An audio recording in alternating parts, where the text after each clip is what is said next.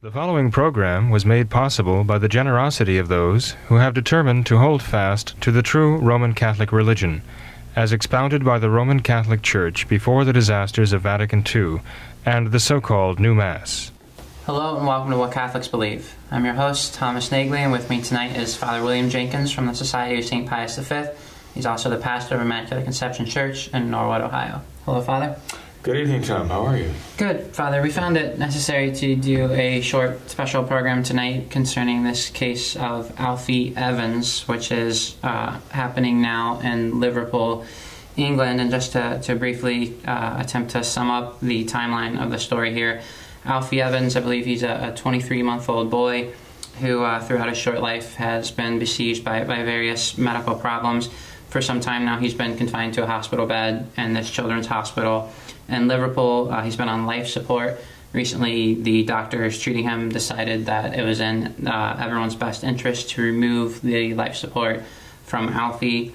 His parents, they resisted this decision of the doctors. They appealed, and a judge actually ruled against them and denied their right to get this life support for Alfie.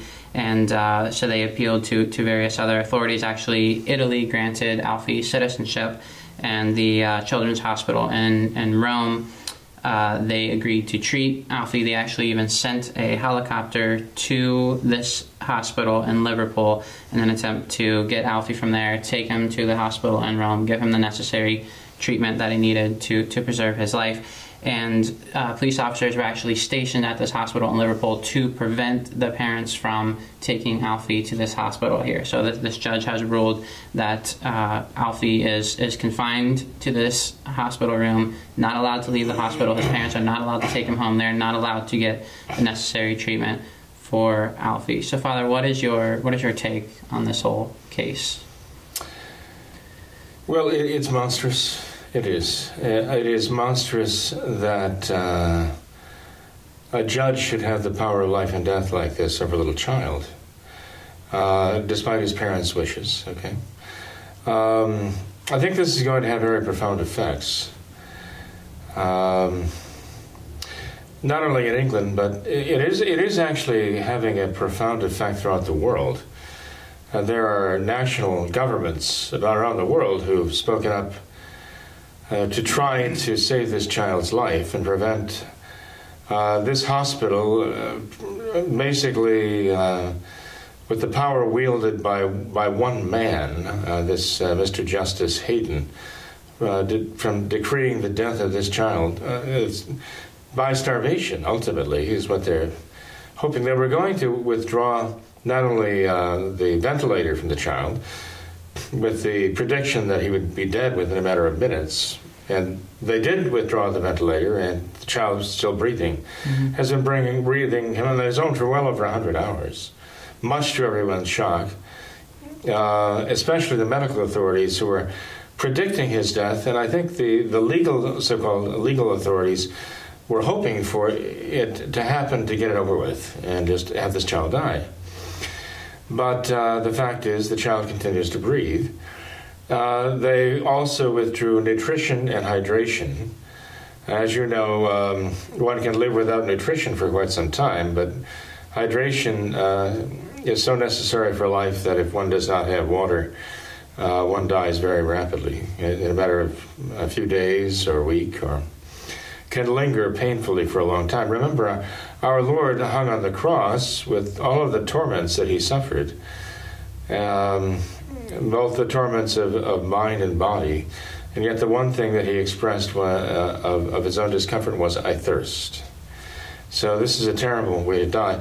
Alfie's father managed to persuade them to give the child hydration. Perhaps, I don't know, this one scintilla of consideration, of common decency, of compassion, might have been to prevent the specter of themselves having killed the child, murdered the child, when they want him to just stop breathing on his own. But they, I understand, to this moment, are still refusing to give him nutrition. So the child is starving, even as we speak, still breathing, and they're just looking for him finally to give up the ghost. It is true that the Gesù Bambino Hospital, the Children's Hospital in Rome, has offered to treat him. The head of the hospital there, who's a woman doctor, actually came out and said that what is motivating the Children's Hospital and the court system in Liverpool, England, is actually ideology. She actually came out and said it's their ideology that is behind this. It's not a matter of medicine. It's not a matter of justice. It's a matter of ideology. And I thought it was amazing that she would say this. Not that she would think this, but that she would say this. But it's interesting that she sees it and is willing to come out and say so. And it is, because you're looking at socialist medicine in England. And this is what socialism does. Socialism usurps the power of human beings, not only in terms of their right to private property, it usurps all authority from parents and it arrogates it to the government and these bureaucrats and lawyers made judges, barristers who become justices, and they feel as though they have absolute power of life and death over everyone, including children. And there was a nurse involved in Alfie's care who saw, I guess it was the brain scans, and commented, "This child deserves to die." A child deserves to die? No, isn't that a strange way to put it, you know? So again, not only in the justice system do you have an ideology, but in the medical field you have this ideology too. This child deserves to die. Mm-hmm. And this nurse has made this pronouncement on this. So some are saying that Alfie's continued clinging to life is a miracle, but the father said it's not a miracle, it's a misdiagnosis. He has a degenerative neurological disease, they say. And if that's the case, then he will die. Then why don't they just let him go home? Because the parents' ideology does not square with the courts and the doctor's ideology, the hospital's ideology. Elder Hay is a very large children's hospital. And they've been busy for quite some time. In fact, 1999, I understand, they had a pretty serious court case brought against their harvesting and preserving of human tissue, which 5 years later yielded an act, I guess an act of Parliament, basically correcting the problems there in their way of gathering and preserving human tissue. So the hospital has not had a history with that controversy, but in this case, they have a little boy who was brought to them about a few months, well, let's see, he was born May 9th in 2016, and by December of that same year, he was brought in with seizures. Mm-hmm. He was having seizures. And his situation deteriorated, they say, okay, to the point that the medical doctors who were treating him saying basically there's no hope for him. And they moved to actually seize custody of the child, take it away from the parents. And they succeeded through this court. And the appeals court has upheld this Mr. Justice Anthony Paul Hayden's decision that the child basically is going to die. And they've appealed to the Supreme Court in England, and the Supreme Court has refused twice to hear the case. And they've even appealed to the European Union Court, which has refused to hear the case as well. But around the world, there are governments who are speaking out about this atrocity. Even in Germany, you don't hear anything from May, the Prime Minister. I haven't seen any statement by her on this. Her silence is thunderous. Merkel, thunderous.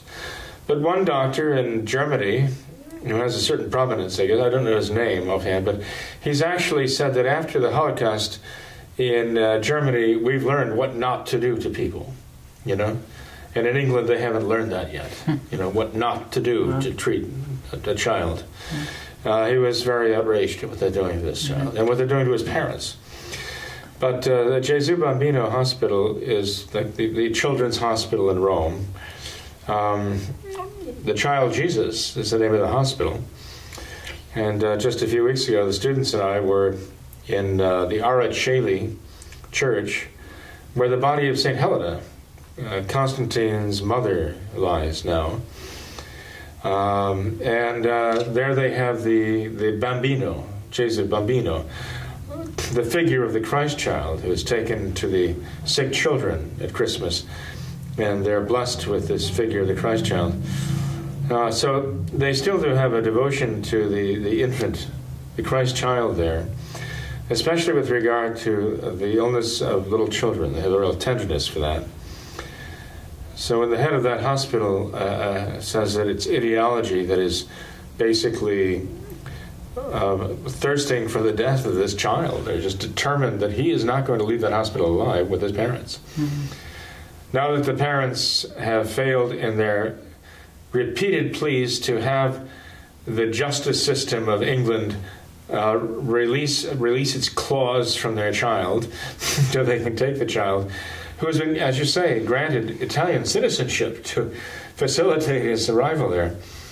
And now that has been absolutely forbidden, under armed guard, I mean, the place is bristling with firepower to prevent anybody from trying to save this child. It's funny, you know, they're welcoming all of these people here, these so-called refugees that are coming to the country and wreaking havoc to their legal system. And, you know, heaven forbid you should say anything derogatory about that. But when it comes, the firepower of England is now being used to make sure this child dies. And that no one can stand up and try to rescue this child. Now, the parents evidently have abandoned their efforts in this regard to get him to Italy or anywhere else to be treated, and they just want to take the baby home. They just want to take him home and let him die at home, if that's what it's going to come to. Mm-hmm. Will these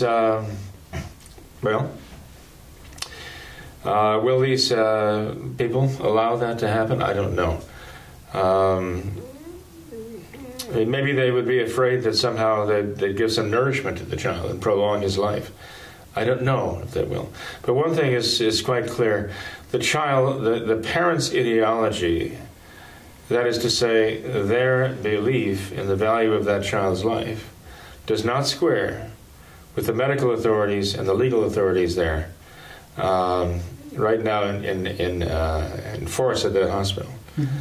So I would frankly be surprised if they let this child go home with his parents unless the child was already ready to die, you know, so that they can say, okay, we let the child go home. He died at home just as we said he would die, and there's nothing that could have been done for him. Father, you'll remember that this isn't the first case like this. There have been others similar. I remember in particular Charlie Gard.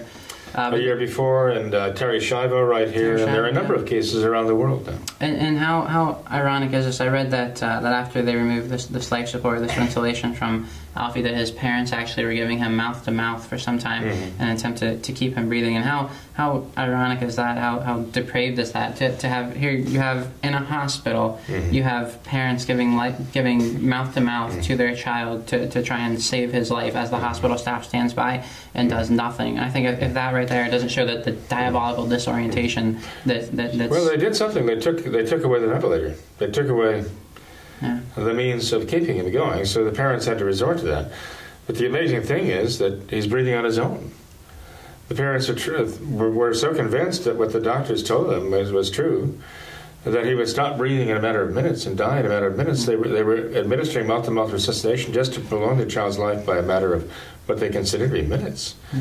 And lo and behold, the child did not die. It's... what does this tell you about the hospital's diagnosis? What does it tell you about the quality of medicine? What does it tell you about the level of ethics, as you're saying, and morality, but even just the level of ethics on a natural level? It's frightening.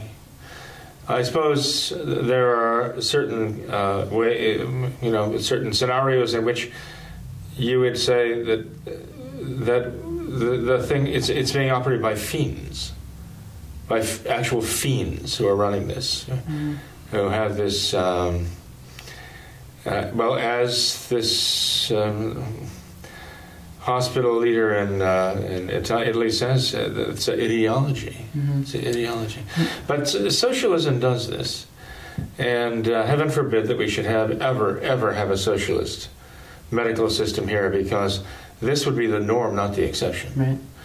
As it is becoming more and more common that medical personnel will turn to the courts to enforce at the barrel of a gun the starvation or dehydration or suffocation of a human being, particularly children and the elderly. Why? Because they deserve to die. As they say. Yeah.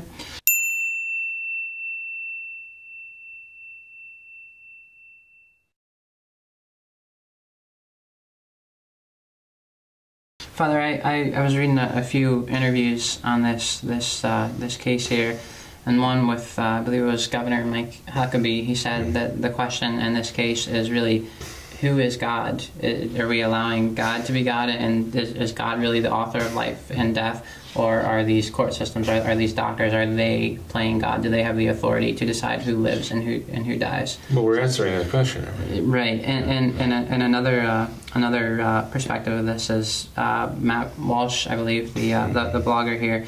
He said that this case perfectly illustrates why the right to bear arms is so important, because in a case like this, when it's literally life and death, and these court systems, these doctors are literally forcing your child to die and not letting you have anything to do with it, that as a parent, that would warrant the use of firearms in a case like that. Well, it was so perverse, Tom, that the plan was, with Alfie Evans, to withdraw the ventilator, and then, in case of any evident distress, to inject him with fentanyl to further suppress his breathing, guaranteeing, to expedite his death.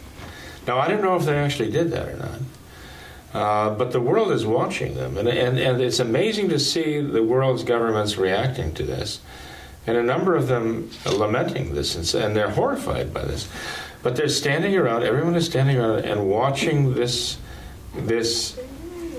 medical system in this government actually preside over the death of this child this way.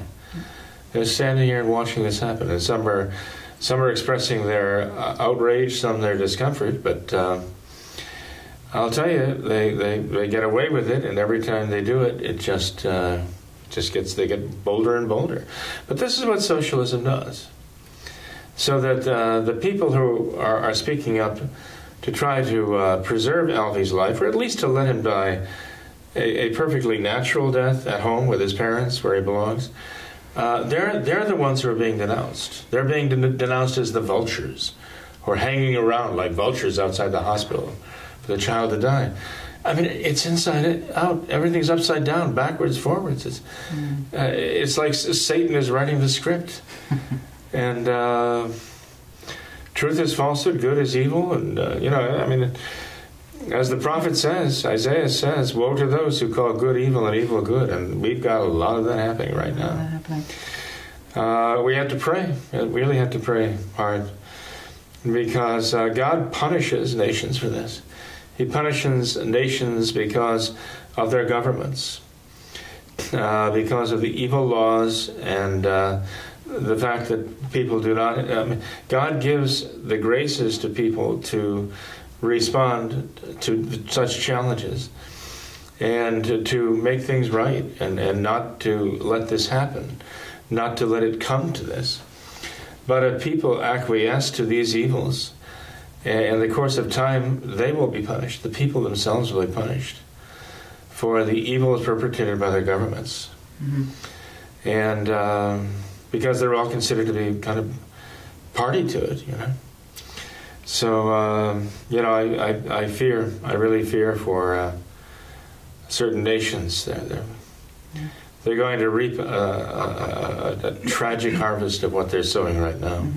And Father, if we could profit anything by this case, I think perhaps it can give us a slight insight into the mind of God in this way, that there are so many who are on their spiritual deathbeds, just, lying there, they're ready to die a spiritual death, and God in His infinite mercy does everything in His power to try and convince our world to let us help Him. Sometimes He even literally flies a proverbial helicopter next to our spiritual deathbed, and we refuse it. So often we say, no, I will not accept this grace from you. I refuse it. I want to die this spiritual death on my own. Just leave me be. Let me die.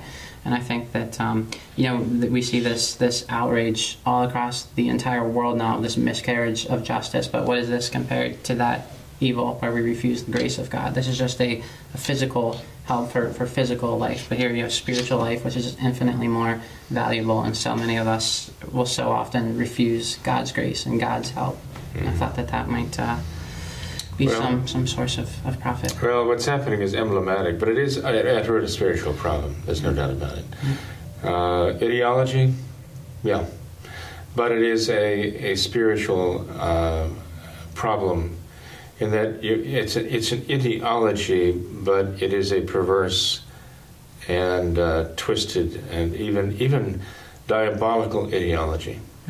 You know, Our Lady said at Fatima that we see more and more prevailing in the world a diabolical disorientation. And that's an excellent description of the ideology of socialism, the left, the so-called progressive ideology.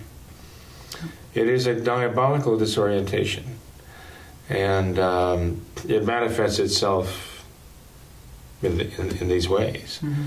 And when people are brought to see, up close and personal, the consequences of this little child clinging to life, despite the hopes and the best efforts to see him dead, this is a very, very, it's a wake-up call. God is permitting us to see this. But He's also giving grace for us to have to recognize it, acknowledge what it really is, face it, and to actually confront it. Mm-hmm. I don't know if this little child is baptized. It's a very strange situation. Religiously too. The child's had a priest from Italy as the chaplain there with him, actually on site at the hospital to care for the child. But the Bishop of Liverpool, what's his name, Murray, I forget his name now, but says that they're not Roman Catholics. And he couldn't go 7 kilometers to the hospital to see the parents. The bishop, this is. I think it's an archbishop, if I'm not mistaken. But he got to Rome to tell Francis, basically. And since then, Francis, I understand, has come and backed off. Because Francis at first was advocating for the life of this child. But now, the bishop in Liverpool has actually intervened that Italian priest has been withdrawn from being there with his family. That priest was telling the hospital staff, "You're committing murder." They didn't like it. So guess what? He gets whistled out of there, taken away by the church, right? He was too rigid. I guess he was one of those who was trying to enforce these abstract truths, Mm-hmm. And Francis has just come out and said, well, being there with people, that's the important thing. And yet his own people, pull the priest out of there from being there, right? Mm-hmm. Because he's telling them the abstract truth that this is a child's life and you're putting this child to death, that it's wrong. And they don't want to hear it, okay? So again, we have more hypocrisy and we have more contradiction and so on in the Novus Ordo, but they're manifesting who they really are. But the story that I get now is that Francis himself has kind of toned down his support based upon what he's hearing from the Novus Ordo Church authorities in Liverpool. So a couple of good sites to check up on this. There's a site called The Federalist, I understand. I haven't seen that article, but some have recommended that, saying that's actually a very good treatment of this, what's happening to Alfie right now. But perhaps the premier site here in America is LifeSite News, LifeSiteNews, LifeSite News. In fact, I have the printout of quite a number of articles about this right here. And LifeSiteNews.com has like a minute-by-minute update as to how this child is doing. And I'm sure that if the courts will release their grip on this child, and the child can go home with his parents, they'll be among the first to let us know. Mm-hmm. But in any case, for those who want to learn more and stay tuned, they would be well to go, let's say, to LifeSite News. I would say that we, above all, we just need to rally to prayer about this. We have to pray about this. Sure.